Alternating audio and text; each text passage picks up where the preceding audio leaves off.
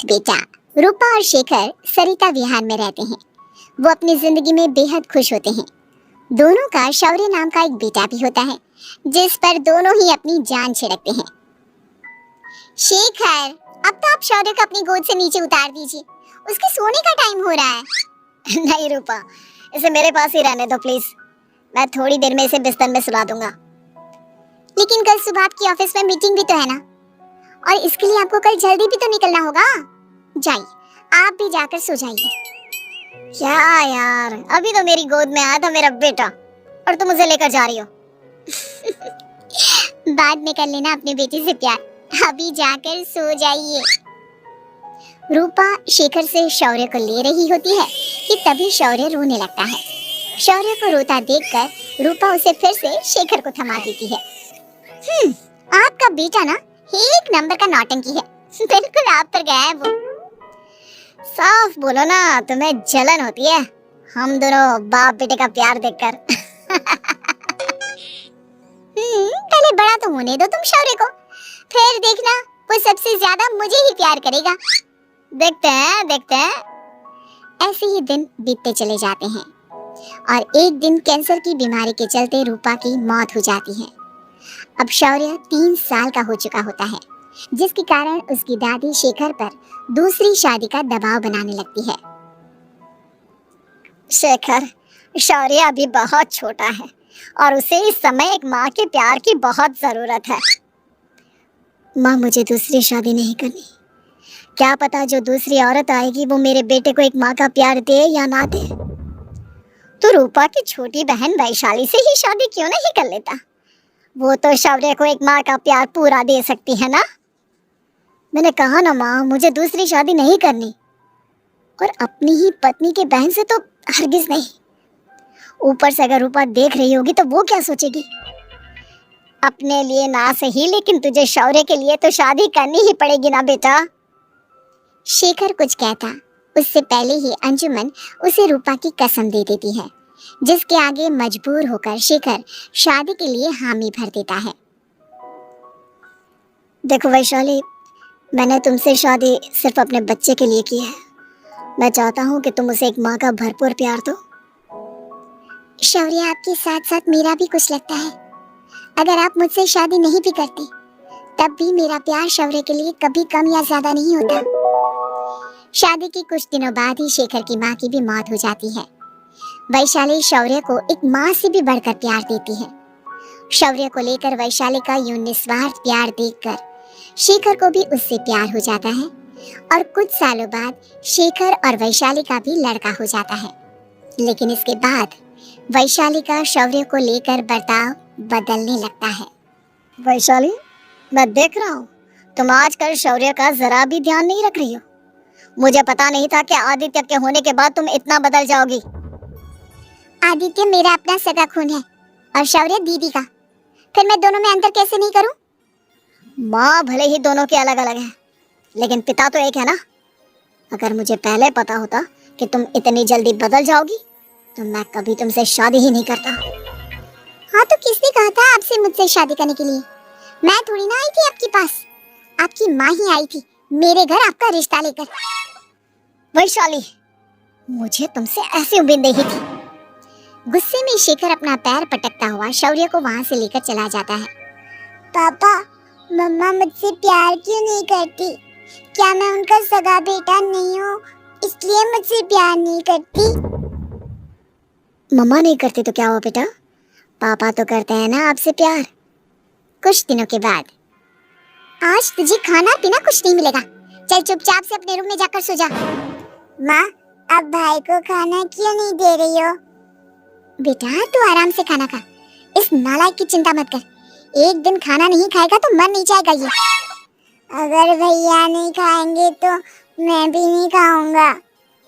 तू अपने भाई का भक्त क्यों बन रहा है? ये तेरा सौतेला भाई है, सगा नहीं जो तू लक्ष्मण बन रहा है। माँ, आपको इतना भी नहीं मालूम, श्री राम और लक्ष्मण सगे भाई नहीं थे।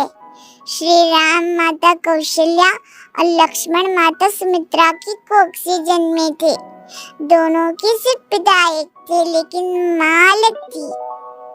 मुझे ज्यादा ज्ञान देने की जरूरत नहीं है, ये सतयुग और त्रेता युग नहीं है, समझे? हाँ यहाँ बड़ा भाई का चमचा। इतना कहकर वैशाली वहां से चली जाती है, जिसके कुछ टाइम बाद शिखर वहां आता है और आदित्य उसे सारी बात बताता है।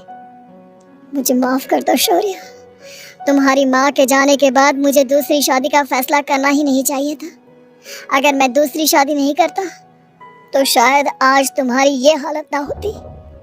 नहीं पापा, अगर आप शादी नहीं करते तो मुझे आदित्य जैसा छोटा भाई कभी नहीं मिलता। थैंक यू मुझे इतना अच्छा भाई देने के लिए। तुम दोनों हमेशा ऐसे ही साथ रहना, फिर कोई भी तुम दोनों का कुछ नहीं बिगाड़ पाएगा। चलो मैं तुम दोनों को आइसक्रीम खिला के लाता हूँ, बहुत भूख लग रही है ना। शिखर शौर्य और आदित्य को आइसक्रीम दिलाने लेकर जाता है। वो दोनों को पार्क में खड़ा करके आइसक्रीम लेने जा ही रहा होता है, तभी तेज रफ्तार से आती हुई एक गाड़ी उसे कुचल देती है और उसी पल शेखर की मौत हो जाती है, जिसके बाद शौर्य की जिंदगी नर्क से भी बदतर हो जाती है। सुन रे चिरकुट, इस घर के किसी भी सामान को मेरी मर्जी के बगैर हाथ मत लगाना। इन सब पर अब तेरा कोई हक नहीं है, समझा? ठीक है माँ, मैं आपकी इजाजत के बगैर किसी चीज को हाथ नहीं लगाऊंगा। चल जाकर अब पूरे घर की सफाई कर। महज 7 साल का शौर्य वैशाली के कहने पर अपने नन्हे नन्हे हाथों से पूरे घर की सफाई करने लगता है। ऐसे ही दिन बीतने लगते हैं, लेकिन मासी से माँ बनी वैशाली को उस मासूम से बच्चे पर जरा भी तरस नहीं आता। क्यों शौर्य, ये घर में इतनी गंदगी कैसे हो रही है? ढंग से सफाई नहीं की है क्या तूने? माँ मैंने तो अच्छे से सफाई की थी, लेकिन आदित्य बार बार इधर उधर चलकर गंदा कर देता है।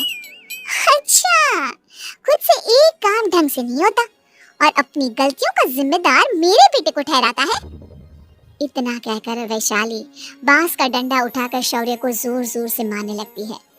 तभी वहां वैशाली के मायके वाले भी आ जाते हैं और उसकी सारी करतूतें देख लेते हैं। माँ मैं ऐसा क्या करूं जिससे आप मुझे भी आदित्य के जितना प्यार करोगी? बोलिए ना माँ, मेरे क्या करने से आपके अंदर मेरे लिए ममता जागेगी? वैशाली शौर्य की एक नहीं सुनती, उसके ऊपर डंडे बरसाती जाती है। हद पार होते देख वैशाली की माँ उसका हाथ पकड़ती है और जोर से उसे थप्पड़ मारती है। यही सब करने के लिए तूने दामाद जी से शादी की थी? हमने सपने में भी तुझसे ऐसी हरकत की उम्मीद नहीं की थी। तुम माँ नहीं, माँ के नाम पर एक धब्बा है। बस कीजिए माँ, आदित्य की इस दुनिया में आने से पहले मैंने इसे बहुत प्यार किया था, लेकिन अब जब मेरी खुद की औलाद है तो मैं किसी और के बच्चे से प्यार क्यों करूं?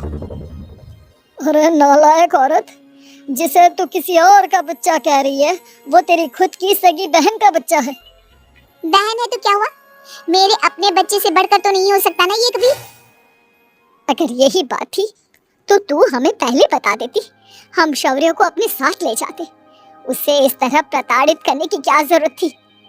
अगर आपको लेकर जाना है ना तो ले जाइए इसे, मैं नहीं रोकूंगी।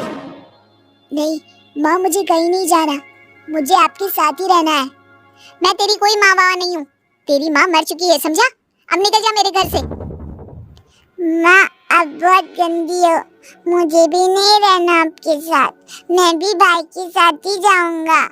अरे तू क्यों जाएगा, तू तो मेरा सगा बेटा है, जाने दे इसे।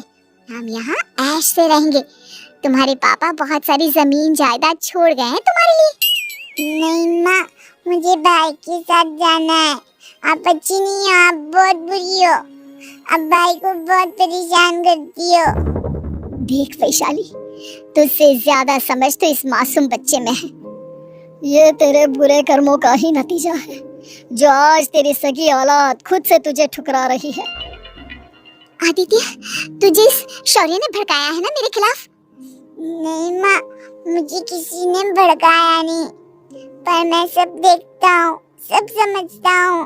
भाई बहुत अच्छा है, वो आपकी जैसा नहीं है। चलिए नानी। इतना कहकर वैशाली के मायके वाले आदित्य और शौर्य को अपने साथ ले जाते हैं और इस तरह वैशाली बड़े से घर में अकेली पड़ जाती है। 2 बेटों के होते हुए भी आज उसे माँ कहकर बुलाने वाला कोई नहीं होता।